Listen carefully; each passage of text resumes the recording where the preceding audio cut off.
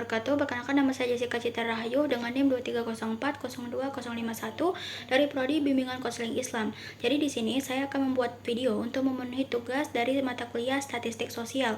Jadi kali ini kita akan melakukan uji kolerasi dengan menggunakan aplikasi SPSS. Jadi yang pertama, ada beberapa yang harus kita persiapkan sebelum kita melakukan uji kolerasi. Yang pertama, kita harus mempunyai data. Di sini saya sudah mempunyai contoh data, yaitu tentang hubungan jam belajar dengan nilai akademik yang bagus. Jadi ini merupakan contoh data kolerasi yang dimana kita ingin mencari tahu hubungan antara variabel X dan juga variabel Y. Kemudian yang kedua, kita mempunyai data tentang di sini kita akan mencari tahu data ini valid atau tidak. Jadi sebelum kita melakukan uji kolerasi, kita juga harus mencari tahu data kita ini valid atau tidak, yang pertama. Kemudian yang kedua, kita mencari tahu data kita itu reliable atau tidak. Kemudian yang ketiga, kita mencari tahu data kita itu normal atau tidak. Setelah itu kita bisa melakukan uji kolerasi. Dan selanjutnya kita mempunyai catatan. Di sini adalah catatan untuk pengambilan keputusan validitas, yang dimana supaya kita tidak salah dalam mengambil keputusan. Setelah itu kita juga harus mempunyai aplikasi SPSS. Jadi langsung saja kita mulai. Sebelum kita mulai, kita kembali ke Excel dan kita blok data kita. Data yang kita punya tadi kita blok semua sampai akhir.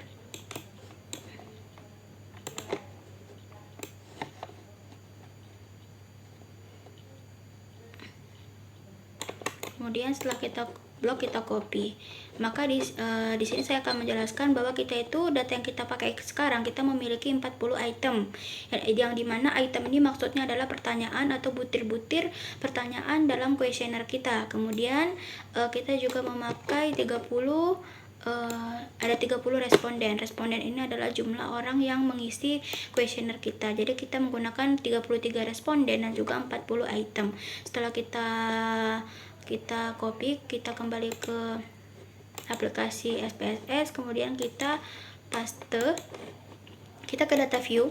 Setelah data view, kita paste data kita tadi.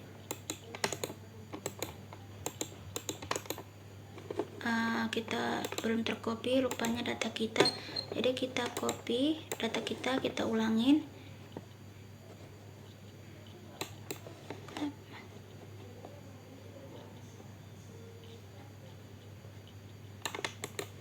Kita copy. Setelah itu kita ke aplikasi SPSS, kita ke data view, kemudian kita paste. Setelah itu akan muncul tampilan seperti ini, teman-teman semuanya. Jadi di sini kita ingin merubah nama item kita. Jadi kan ini itemnya ada var 01, var 02, var 03. Jadi nama item ini kita ingin ubah menjadi X01. Caranya itu yang pertama, kita ke variable view, kemudian kita blok bagian nama, kemudian kita Ctrl F. Setelah itu kita masuk ke replace dan kita ketik var 00.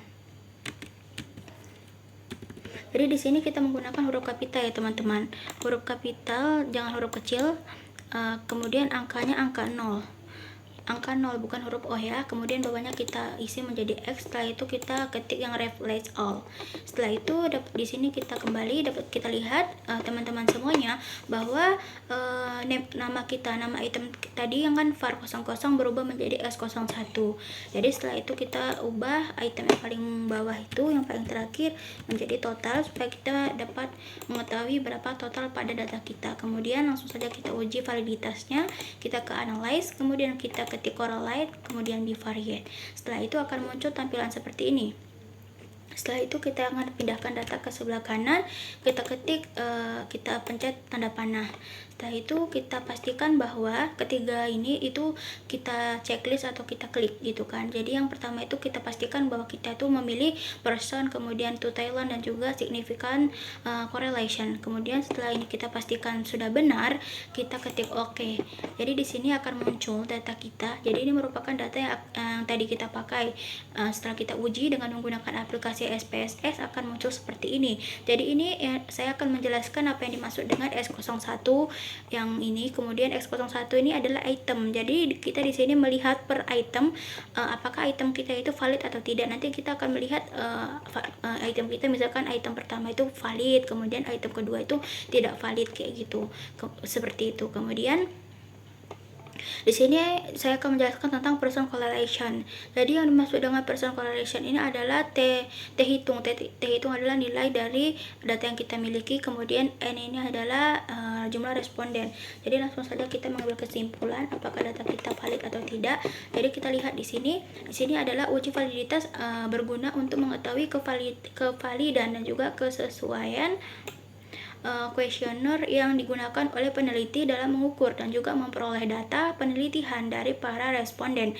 Jadi di sini tujuan dari uji validitas itu kita mencari tahu data kita itu valid atau tidak, dan kemudian data kita itu sesuai atau tidak dengan kuesioner. Setelah itu kita melihat ke bagian bawah, poin kedua, yaitu dasar pengambilan keputusan data kita itu valid atau tidak. Jadi ada dua di sini, ada dua metode. Yang pertama kita membandingkan dulu nilai R-table dengan T hitung. Jadi di sini kita person correlation ini merupakan T hitung. Kemudian R-table ini di sini saya sudah mempunyai contoh R-table yang dimana kita sesuaikan dengan jumlah responden kita. Jadi kalau misalkan jumlah responden pada data kita 33, kita melihat berapa T hitung kita. Jadi kita melihat di sini R hitung kita itu adalah 0,338. Jadi ini merupakan R hitung, dan kita lihat di person correlation itu merupakan T hitung. Setelah itu kita dapat melihat, kita geser ke bagian akhir, kemudian kita lihat di total. Jadi kita lihat bahwa pada item pertama itu tidak valid. Kenapa? Karena kan pada keputusan yang pertama dikatakan valid jika nilai T hitung lebih besar dibandingkan R-table, maka valid. Yang kedua, jika nilai T hitung lebih kecil dibandingkan R-table, maka tidak valid. Jadi kita membandingkan antara T hitung dengan R-table. Jadi kalau misalkan T hitung itu lebih besar, maka dikatakan valid gitu.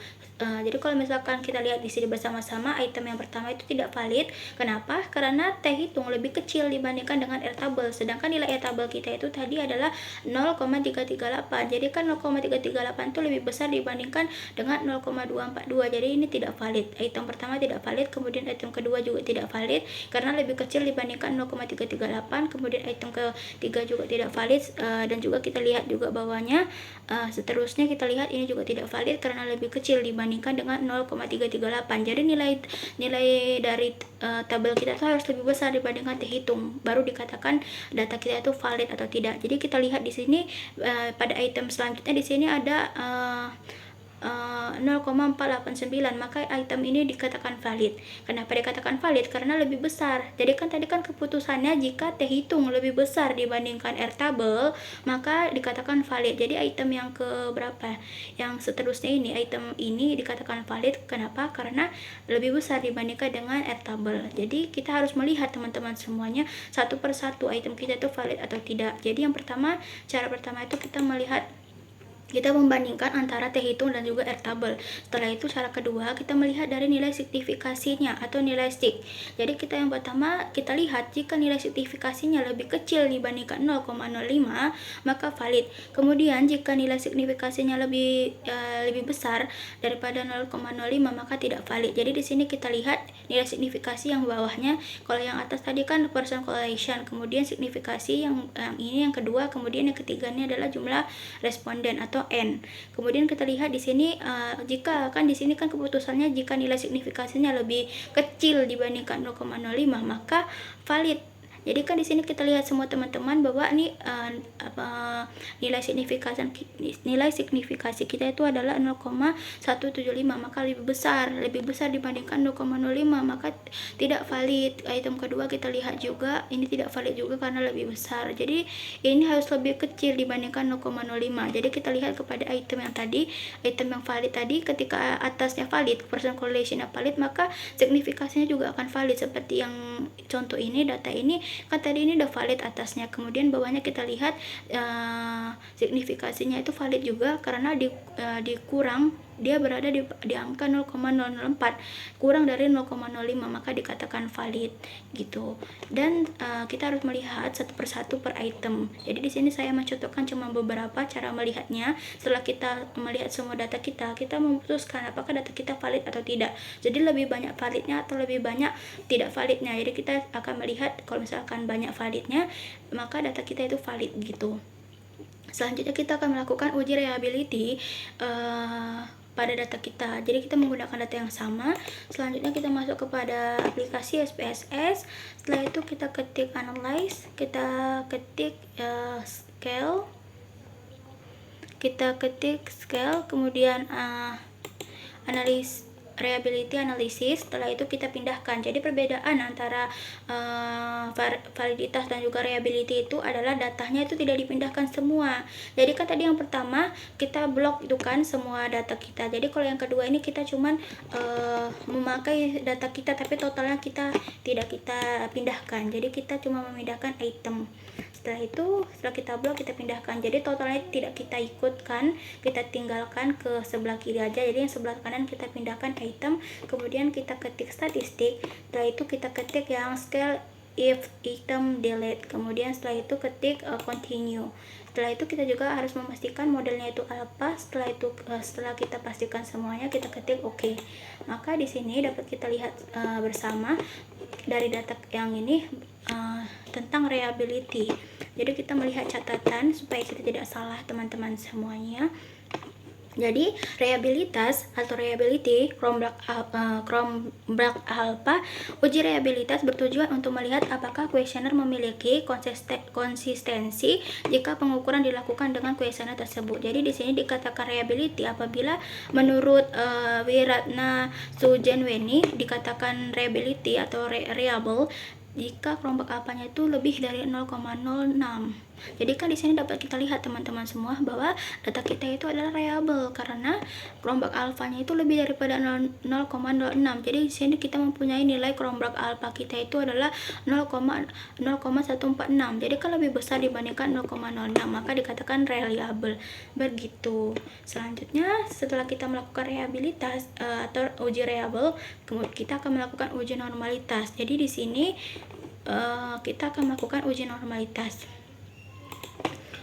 Kembali ke aplikasi SPSS, kemudian kita membuka data baru. Jadi di sini kita ingin melakukan uji normalitas seperti yang di awal tadi. Kita sudah mempunyai data, kemudian kita blok data kita copy. Setelah kita copy, kita kembali ke aplikasi SPSS, kita paste.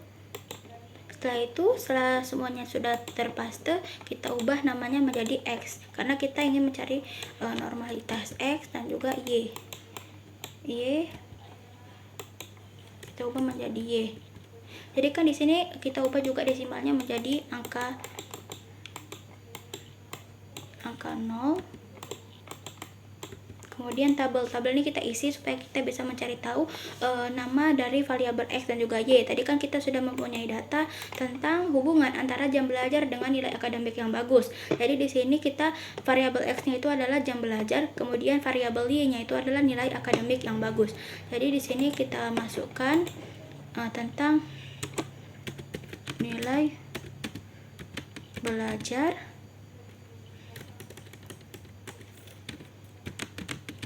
kemudian variabel Y-nya itu adalah jam belajar, hubungan tadi nama jam belajar, hubungan antara jam belajar dengan nilai akademik yang bagus. Jadi kita isi di statistik ini adalah jam belajar, bukan nilai belajar. Jam belajar, jam belajar,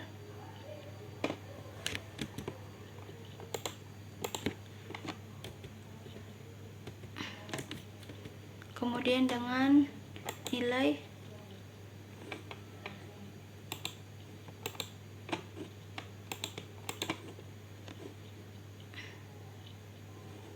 akademik yang bagus. Jadi kita melihat jam belajar dengan nilai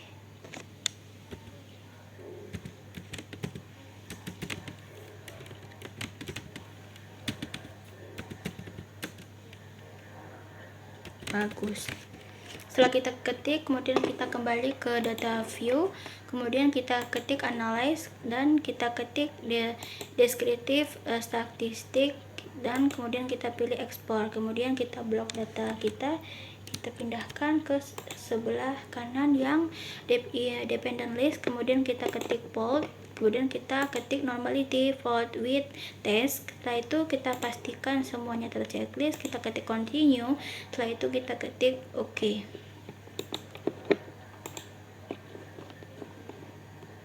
Sorry, kita ulangi lagi teman-teman. Tadi kita ketik descriptive test, kemudian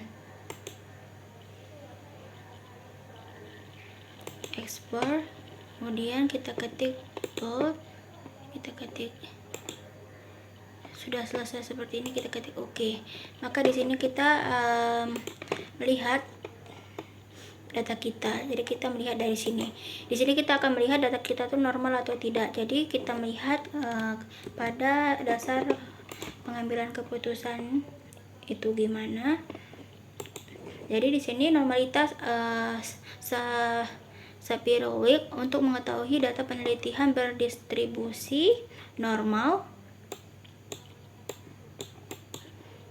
atau tidak. Jadi bisa digunakan sebagai syarat dalam uji independent simple test. Jadi di sini kita memakai contoh normalitas Sapir-Wheel. Jadi di sini normalitas Sapir-Wheel-nya adalah normalitas yang digunakan untuk jumlah responden itu lebih dari kurang daripada 100. Jadi kalau misalkan jumlah responden kita itu lebih daripada 100, maka kita tidak menggunakan normalitas Sapir-Wheel ini. Karena tadi kan jumlah responden kita cuma 33, kurang dari 100. Jadi kita menggunakan normalitas Sapir-Wheel. Setelah itu kita melihat dasar pengambilan keputusannya. Jadi yang pertama, jika nilai signifikasinya itu lebih besar dibandingkan 0,05. Jadi di sini kita lihat yang paling ujung bahwa signifikasinya itu adalah yang pertama itu antara jam belajar dengan nilai akademik. Jadi signifikasinya itu adalah 0,05. Jadi jika lebih besar dibandingkan 0,05, maka data penelitian ini dikatakan berdistribusi normal. Jadi kita lihat bersama-sama bahwa ini adalah 0,04, maka lebih besar dibandingkan 0,05, maka dikatakan berdistribusi. Kemudian yang di bawah juga kita lihat bersama-sama bahwa ini lebih besar daripada 0,05, maka dikatakan berdistribusi juga. Jadi begitu. Jadi kita dapat simpulkan bahwa data kita ini keduanya saling berdistribusi normal karena di atas 0,05. Baik, selanjutnya kita akan menguji kolerasi pada variabel yang kita punya. Jadi di sini ada data. Di sini data kita itu tentang hubungan antara jam belajar dengan nilai akademik yang bagus. Jadi di sini kita akan mencari tahu korelasi atau hubungan antara jam belajar dengan nilai akademik yang bagus. Di sini jam belajar itu merupakan variabel X dan juga nilai akademik yang bagus merupakan variabel Y. Kita ingin mencari tahu apakah ada hubungan antara variabel X dan juga variabel Y. Caranya itu kita blok data kita, kemudian kita copy. Setelah itu kita kembali ke Excel, ke aplikasi SPSS, kemudian kita paste data kita. Dan setelah itu akan muncul tampilan seperti ini teman-teman. Jadi kita ingin merubah nih nama item kita seperti tadi, kemudian kita juga ingin menghilangkan angka 0 di belakang koma. Caranya itu kita pergi ke variable view, kemudian bagian nama kita blok dan kita ubah menjadi X, dan yang bawah juga kita ubah menjadi Y. Kemudian angka desimal ini kita ubah menjadi 2 dan bawahnya juga kita ubah menjadi 0. Jadi ini kita ubah menjadi angka 0 ya, bukan huruf O. Kemudian tabelnya kita isi nama variabel kita tadi apa. Kan tadi di sini kita sudah mempunyai data tentang hubungan jam belajar dengan nilai akademik yang bagus, dan juga jam belajar ini merupakan variabel X dan nilai akademik yang bagus merupakan variabel Y. Jadi di sini kita masukkan nama variabel kita, yaitu jam belajar nilai akademik bagus. Jadi ini adalah nama variabel dari X, yaitu jam belajar. Kemudian yang dari item yang Y adalah akademik yang bagus. Jadi setelah semua ini sudah kita lakukan, kita kembali lagi ke data view. Langsung saja kita ingin mencari tahu uji kolerasi. Caranya itu ketik analyze, kemudian ketik correlate. kemudian pilih yang bivariate dan akan muncul tampilan seperti ini. Jadi setelah itu kita pindahkan data kita seperti yang pertama tadi, kita blok A, kita kontrol A, kemudian kita pindahkan ke sebelah kanan dan pastikan semua ini terchecklist person correlation-nya, kemudian to Thailand dan juga flex significant correlation, kemudian kita ketik OK. Maka di sini akan muncul tampilan data yang ingin kita cari, yang kita pakai pada data kita, yaitu di sini kita dapat melihat kesimpulan data kita ini korelasi atau tidak, atau saling berhubungan. Jadi di sini kita lihat ke catatan. Di sini uji korelasi adalah bertujuan untuk mengetahui tingkat keeratan hubungan antara variabel yang dinyatakan dengan koefisien korelasi R. Jadi di sini uji korelasi itu kita mencari tahu apakah ada hubungan antara variabel X dan juga variabel Y. Jadi di sini jam belajar merupakan variabel X dan juga variabel Y-nya nilai akademik yang bagus. Jadi di sini kita cara melihatnya, dasar pengambilan keputusan ya kita lihat dari nilai signifikasinya. Jadi jika nilai signifikasinya kurang dari 0,05 maka berkolerasi, dan sebaliknya jika nilai signifikasinya lebih dari 0,05 maka tidak berkolerasi. Jadi di sini kita dapat lihat di signifikasinya yaitu adalah 0,000, maka kan 0,00 ini kurang daripada 0,05, maka jam belajar ini atau variabel X ini adalah berkorelasi karena kurang dari 0,05. Kemudian yang bawah juga signifikasi to Thailand yang nilai akademik yang bagus, variabel Y juga 0,00 berarti berkolerasi karena kurang dari 0,05. Jadi di sini juga kita dapat mengambil kesimpulan berapa hubungan derajat dari data yang kita punya. Jadi kan di sini kita lihat dari person correlation-nya kita mempunyai angka 1000. Angka 1000 ini merupakan nilai person correlation atau merupakan T-table. Jadi T-table kita itu nilainya 1000. Jadi di sini dapat kita lihat ada 5 tingkatan, yaitu ada tingkatan sedang, lemah dan juga kuat, dan juga ada tingkatan kolerasi sempurna. Jadi kita lihat person correlation kita itu 1000, jadi kita berada pada nilai atau kolerasi yang sempurna. Jadi nilai akademik jam belajar dengan nilai akademik itu saling berkolerasi dan berada pada tingkatan kolerasi sempurna atau sangat kuat. Dan kemudian di sini dalam uji kolerasi ada dua jenis data, yaitu ada data positif dan juga data negatif. Jadi yang data kita miliki sekarang itu adalah positif, teman-teman. Kenapa? Karena kita lihat di sini di person correlation kedua data kita ini, data kita itu tidak ada tanda minus atau tanda negatif di depannya. Jadi data kita itu bersifat positif. Dan di sini juga data kita itu ada tanda bintang. Jadi tanda bintang ini digunakan atau muncul ketika data kita itu bersifat valid atau bagus gitu, nilainya itu sesuai dengan yang diinginkan. Jadi nilai tertinggi 1000. Jadi seperti itu. Kemudian di sini ada pertanyaan, jika nilai signifikasinya tepat di angka 0,5 bagaimana? Jadi kalau misalkan nilai signifikasi kita itu pas 0,05, tadi kan nilai signifikasi itu dinyatakan valid jika kurang. Kalau misalkan nilai signifikasinya kita pas di 0,05, caranya kita itu membandingkan person correlation-nya itu dengan T-table atau dengan R-table, kita membandingkan. Jadi di sini kita lihat kan jumlah responden kita itu ada 49. Kita melihat 49 responden di sini. Jadi kita mempunyai nilai R-table kita yaitu sekitar 0,2759. Jadi ini merupakan contoh R-table yang dimana kita membandingkan antara nilai T hitung dengan R-table. Tadi kan keputusannya kita bandingkan person correlation-nya dengan nilai R-table. R-table kita tadi kan itu di angka 0,2759. Jadi di sini dapat kita lihat jika person correlation yang lebih besar dengan R-table maka saling berhubungan. Jadi kan kita lihat sama-sama bahwa nilai R-table kita atau T hitung person correlation kita itu adalah 1000 dan juga nilai R-table kita itu adalah 0,2759. Jadi dinyatakan berkolerasi karena 1000 lebih besar dibandingkan dengan 0,2759. Jadi seperti itu.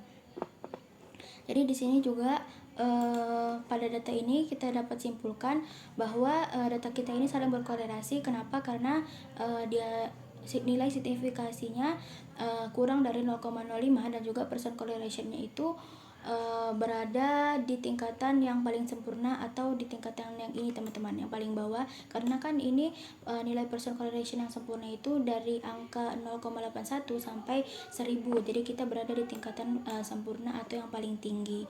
Jadi itu aja kesimpulan yang dapat kita ambil pada data kita. Semoga teman-teman paham dengan apa yang saya jelaskan. Jika ada kesalahan dari pengucapan atau dari penjelasan saya mohon maaf. Sampai jumpa kembali. Assalamualaikum warahmatullahi wabarakatuh.